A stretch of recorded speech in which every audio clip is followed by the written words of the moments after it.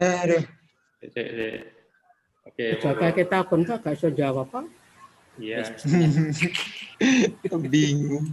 Monggo sudah saya rekam. Assalamualaikum warahmatullahi wabarakatuh.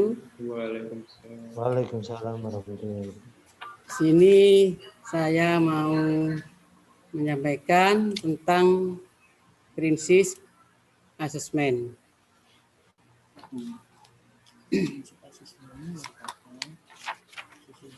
Sebentar, tak share screen. Bentar Pak.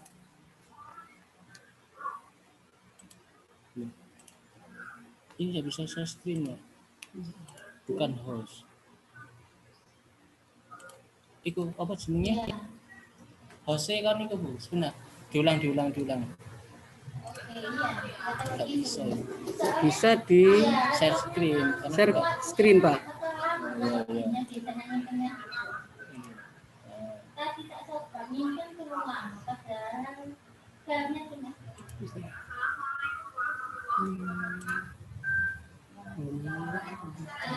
Saya ke sini. Prinsip pembelajaran.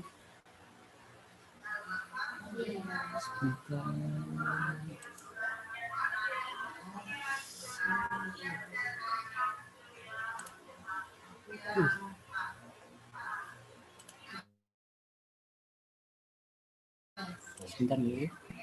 Sebentar Pak, dijenakno ya.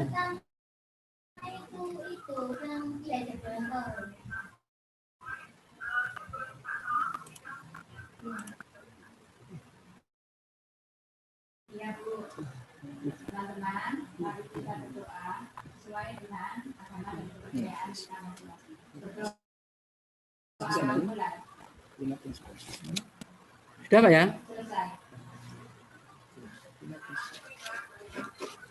Bismillahirrahmanirrahim. Ada 5 prinsip asesmen, 5 prinsip pembelajaran. Yang pertama, pembelajaran dirancang dengan mempertimbangkan tingkat pencapaian peserta didik saat ini, sesuai kebutuhan belajar, serta mencerminkan karakter dan perkembangan mereka.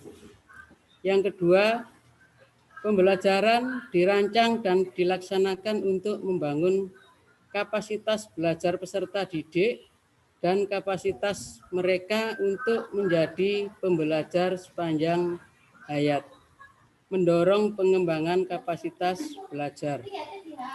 3.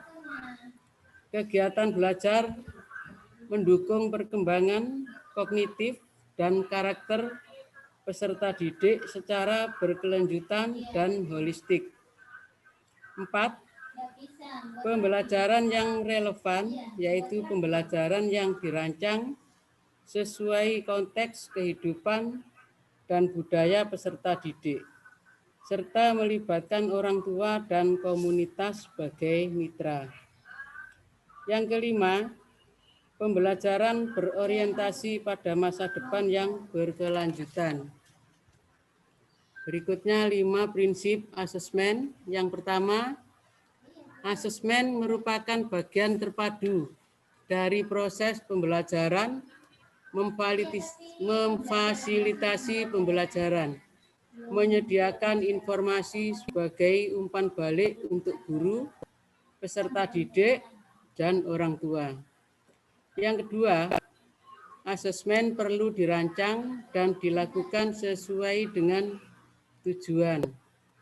Yang ketiga, asesmen dirancang secara adil, valid, dan dapat dipercaya, memberikan informasi yang kaya bagi guru, peserta didik, dan orang tua mengenai kemajuan dan pencapaian pembelajaran, serta keputusan tentang langkah selanjutnya. Yang keempat, asesmen sebaiknya meliputi berbagai bentuk tugas, instrumen, dan teknik yang sesuai dengan tujuan pembelajaran yang ditargetkan. 5. Laporan kemajuan belajar dan pencapaian peserta didik bersifat sederhana dan informatif. memberikan informasi yang bermanfaat untuk peserta didik dan orang tua, dan data yang berguna untuk penjaminan dan peningkatan mutu pembelajaran. 5 prinsip asesmen. 1. Asesmen merupakan bagian terpadu dari proses pembelajaran, memfasilitasi pembelajaran, menyediakan informasi sebagai umpan balik untuk guru, peserta didik, dan orang tua. Guru merancang pembelajaran berdasarkan hasil asesmen. Asesmen dikembangkan sejak awal perencanaan pembelajaran, sehingga kegiatan asesmen terintegrasi dan berkaitan erat dengan pembelajaran. Keterkaitan antara tujuan pembelajaran dengan asesmen yang dirancang, termasuk dengan kriteria penilaian hasil belajar siswa. Yang kedua, asesmen perlu dirancang dan dilakukan sesuai dengan tujuan. Asesmen dapat digunakan untuk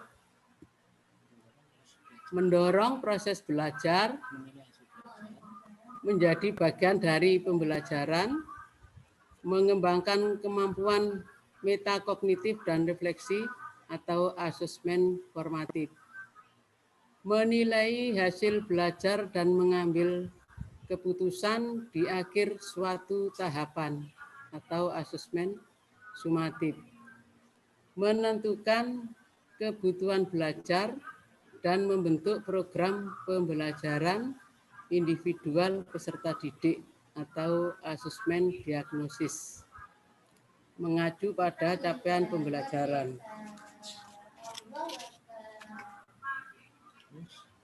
Berikutnya,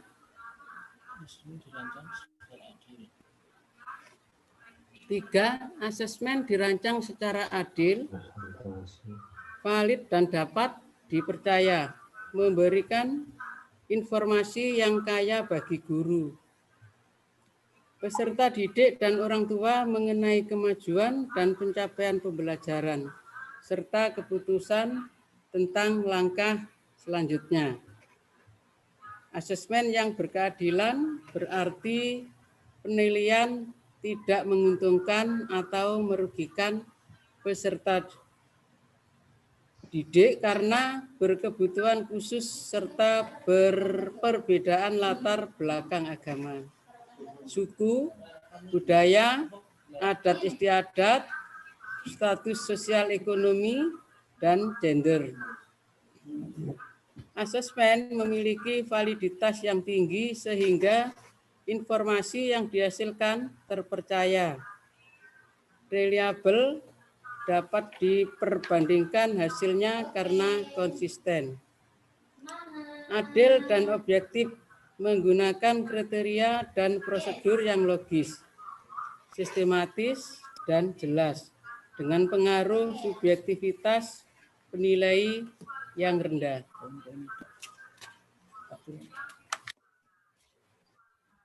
4. Asesmen sebaiknya meliputi berbagai bentuk tugas, instrumen, dan teknik yang sesuai dengan tujuan pembelajaran yang ditargetkan. Guru diberikan otonomi yang luas dalam merencanakan dan menggunakan jenis dan teknik asesmen dengan mempertimbangkan karakteristik mata pelajaran, karakteristik dan kemampuan peserta didik, capaian pembelajaran, tujuan pembelajaran, sumber daya pendukung yang tersedia. 5. Laporan kemajuan belajar dan pencapaian peserta didik bersifat sederhana dan informatif, memberikan informasi yang bermanfaat untuk peserta didik dan orang tua, dan data yang berguna untuk penjaminan dan peningkatan mutu pembelajaran. Hasil penilaian memberikan makna yang relatif sama untuk semua mata pelajaran. Misalnya nilai 100 bermakna sama antara satu pelajaran dengan mata pelajaran lainnya. Laporan kemajuan belajar mengacu pada ketercapaian kompetensi berdasarkan hasil asesmen formatif dan sumatif. Asesmen mudah dipahami dan memberikan informasi yang utuh bagi orang tua. Asesmen juga harus menjawab kebutuhan peserta didik akan umpan balik yang memotivasi untuk mengembangkan diri. Asesmen mudah dilakukan oleh guru. Keterkaitan asesmen dengan prinsip pembelajaran. 1. Pembelajaran dirancang dengan mempertimbangkan tingkat pencapaian peserta didik saat ini, sesuai kebutuhan belajar serta mencerminkan karakter dan perkembangan mereka. Asesmen dirancang berpusat pada kompetensi siswa.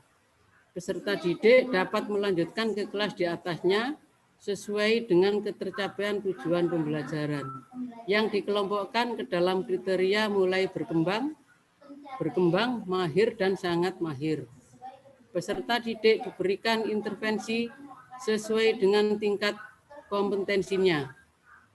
Pemberian intervensi dapat dilakukan sebelum pemberian laporan kemajuan belajar maupun saat pelaksanaan pembelajaran di tingkat selanjutnya.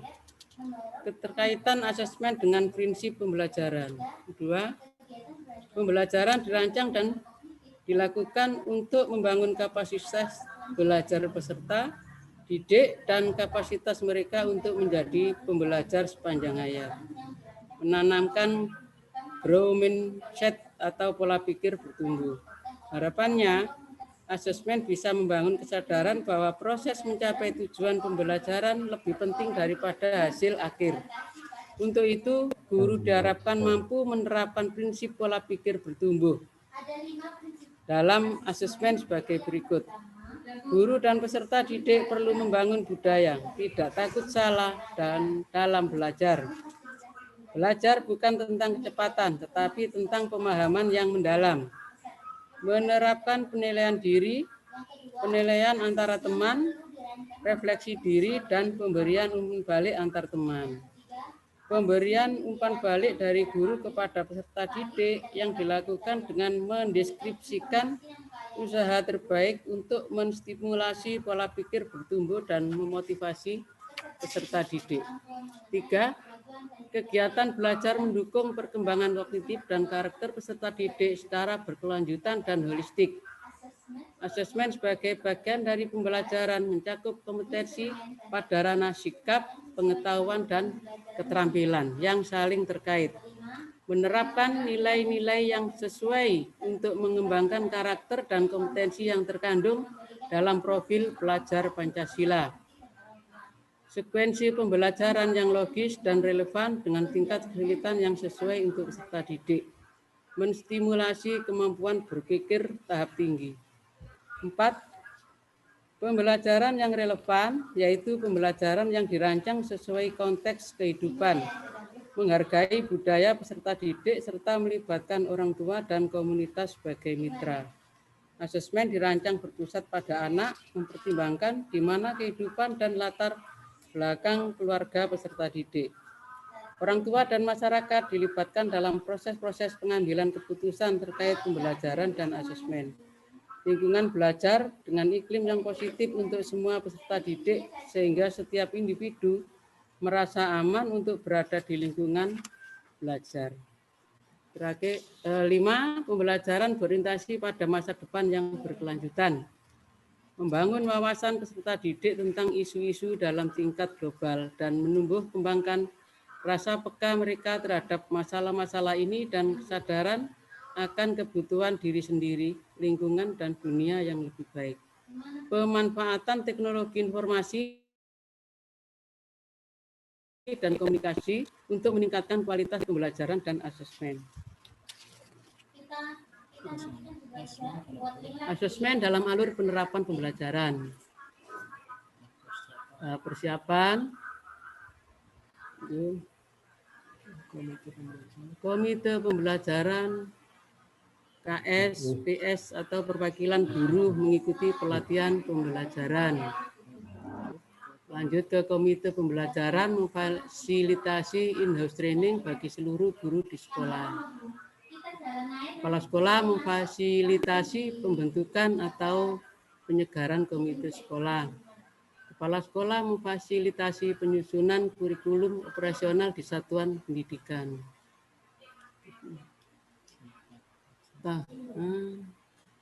Tahap pelaksanaan yaitu penetapan, yang pertama penetapan capaian pembelajaran dan alur belajar, asesmen untuk mengetahui posisi murid di awal dan akhir siklus pembelajaran, refleksi dan menetapkan tujuan belajar dan bentuk asesmen untuk tercapainya tujuan, memilih dan menetapkan perangkat ajar serta aktivitas pembelajaran, sosialisasi target belajar dan menyepakati keterlibatan orang tua, komunitas pendidikan, pelaksanaan pembelajaran dan asesmen untuk memonitor kemajuan belajar murid selama proses pembelajaran. Tahap evaluasi dan refleksi capaian target belajar, evaluasi dan refleksi dukungan orang tua terhadap target belajar, evaluasi dan refleksi kinerja komite pembelajaran. Sekian penjelasan tentang asesmen. Mungkin ada yang ditanyakan. Angel-angel.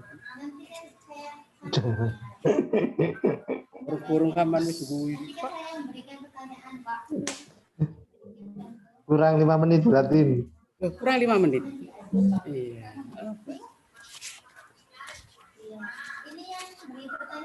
Kurang 5 menit. Berarti minimal 20 menit Pak ya? Ya. Masih direkam ini, masih direkam. Ada yang ditanyakan, Pak? Saya Bu, Iya. Iya, Pak. Monggo. itu yang terakhir tadi kan tahapan pelaksanaan. Coba dijelaskan ulang Bu, saya tadi nggak ngedong Bu. Yang itu Pak. Yang screen ini, tahap itu. pelaksanaan. Ya Bu, gimana itu maksudnya? Jadi menetapkan capaian pembelajaran. Penetapan capaian pembelajaran dan alur belajar terlebih dahulu. Setelah itu, untuk mengetahui posisi murid di awal dan akhir siklus pembelajaran. Jadi tujuannya asesmen tadi untuk mengetahui posisi murid di awal dan di akhir siklus pembelajaran. Berikutnya, refleksi dan menetapkan tujuan belajar dan bentuk asesmen untuk tercapainya tujuan tersebut.